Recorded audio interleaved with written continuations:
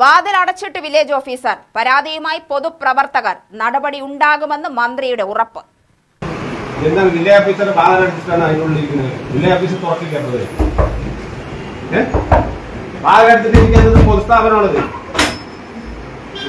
കുറെ ദിവസമായിട്ട് പറഞ്ഞു ആളുകൾ വില്ലേജ് ഓഫീസിൽ വന്നു, വില്ലേജ് ഓഫീസിൽ അടച്ചിട്ട് പോകണമെന്നുള്ള ധാരണയിൽ അല്ല എന്തിനാ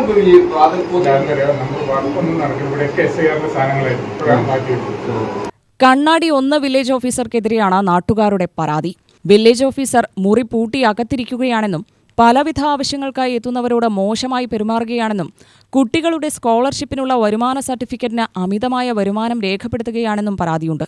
കുഴൽമന്നം സ്വദേശിയായ അരുൺ രാജിനെതിരെ കോൺഗ്രസ് നേതാക്കളായ വിനീഷിന്റെയും റിനിലിന്റെയും നേതൃത്വത്തിലാണ് വില്ലേജ് ഓഫീസറെ നേരിൽ കണ്ട പരാതി പറഞ്ഞത്. SIR സംബന്ധിച്ച രേഖകൾ സൂക്ഷിച്ചതിനാലാണ് മുറി അടച്ചിട്ടത് എന്നാണ് വില്ലേജ് ഓഫീസറുടെ മറുപടി. ഇതു സംബന്ധിച്ച് മന്ത്രിക്ക് പരാതി നൽകിയതായും നടപടി ഉറപ്പു നൽകിയതായും നേതാക്കൾ അറിയിച്ചു. UTV news, Palakkad.